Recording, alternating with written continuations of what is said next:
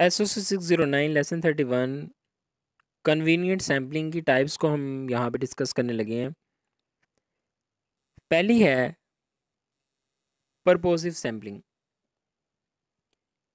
Research के purpose को सामने रखकर सैम्पलिंग करना, उसको परपोसिव सैम्पलिंग कहते हैं। कन्वीनियंट सैम्पलिंग का मैं आपको बता दूं, जिसके हम टाइप्स पढ़े हैं, जो कि आसानी से अवेलेबल हो सैंपल, उसको कन्वीनियंट सैम्पलिंग कहते हैं। परपोसिव सैम्पलिंग का दोबारा मैं आपको बता दूं, ये एक स्पेसिफिक पर्पस को सामने रखकर जो है वो चीज़ों को, लोगों को सिलेक्ट किया जाता है। इसके अंदर कोटा सैम्पलिंग के अंदर कह रहा है कि मुख्तलिफ वेरिएशंस के हिसाब से, मुख्तलिफ एथनिक ग्रुप के हिसाब से जो है वो पॉपुलेशन को सिलेक्ट किया जाता है। या फिर मेल फीमेल का अगर जेंडर की रिप्रेजेंटेशन करनी है तो फिर दो हैं, अगर मेल भी हैं फीमेल भी हैं तो इनकी बराबर बराबर जो परसेंटेज जो है वो सैंपल के अंदर जो है वो रखी जाएगी।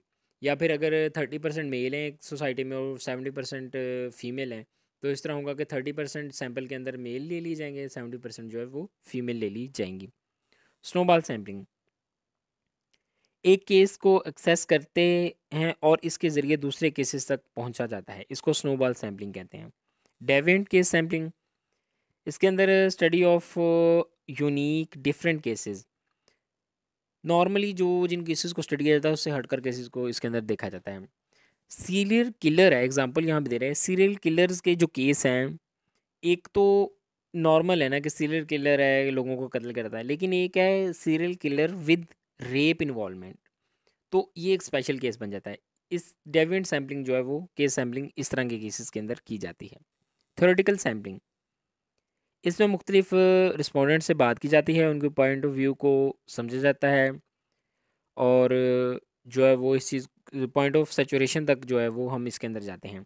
यानी कि पॉइंट ऑफ सेचुरेशन वही जो मैंने आपको बताया कि जितनी देर तक हमें इन्फॉर्मेशन मिलती रहती है नई, तब तक हम लोगों से डाटा कलेक्ट करते रहते हैं। जब इन्फॉर्मेशन नई मिलना बंद हो जाती है, पुरानी ही इन्फॉर्मेशन रिपीट होती रहती है, तो हम जो है वो डाटा कलेक्ट करना लोगों से छोड़ देते हैं। Transcription of qualitative data, transcription कह रहा है कि वर्ड बाय वर्ड इंफॉर्मेशन जो है वो उसको डिटेल्स में लिखना, वर्ड बाय वर्ड इंफॉर्मेशन को लिखना।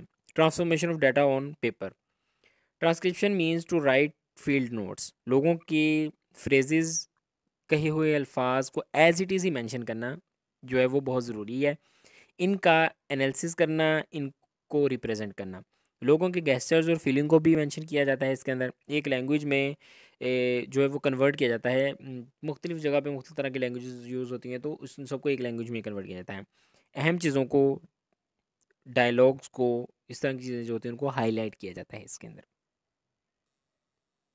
बस होप सो कि आपको समझ आ गई होगी। मिलते हैं नेक्स्ट लेसन में, टिल देन टेक केयर, अल्लाह हाफिज़।